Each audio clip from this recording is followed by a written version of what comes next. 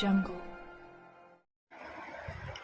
सोलापूर संपूर्ण महाराष्ट्रात मधुबाबा अशोक खरात यांच्याबाबत चर्चा सुरू असून त्यांच्या सोलापूरमधील संबंध समोर आला आहे. शेतकऱ्यांच्या जमिनी खरेदीचा प्रकार आता उघड झाला आहे. भोंदू अशोक खरात यांनी स्वतःच्या आणि पत्नीच्या नावावर सोलापूरमध्ये एका एजंटच्या माध्यमातून 11 एकर जमीन सुमारे 2 कोटी रुपयांना खरेदी केली असून शेतकऱ्यांना अत्यंत कमी रक्कम देऊन फसवणूक केल्याचा आरोप आता समोर आला आहे. ज्या भागातून शक्तीपीठ मार्ग जाणार असल्यामुळे त्या जमिनीची किंमत आता कोट्यवधी रुपयात गेली होती. महाराष्ट्रातील अनेक ठिकाणी भोंदू अशोक खरात यांचे कारनामे उघड होत आहेत. आता शेतकऱ्यांनी आपली जमीन परत मिळावी अशी मागणी केली असून एजंटने फसवणूक करून जमीन खरेदी केल्याचा आरोप शेतकरी करत आहेत. आणि ही जमीन नेमके काय प्रकार आहे जमिनीचा? माझं नाव राजाराम रामचंद्र बनसुडे, कळमन, राहणारा उत्तर सोलापूर तालुका. मला मुलगा नाही आणि मुली असल्यामुळं मी मुलीचं लग्न जमलं होतं, त्यासाठी जमीन विकली होती.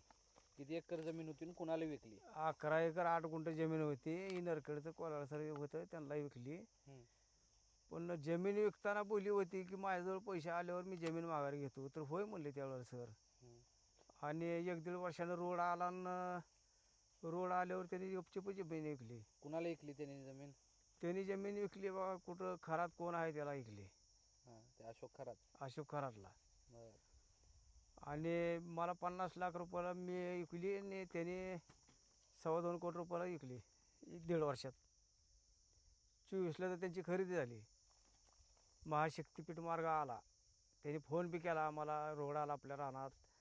रोड आला म्हणल्यावर म्हणलं आम्हाला काय करायचं, बरोबर म्हणले, तुम्हाला बी देऊ म्हणले, काहीच नाही.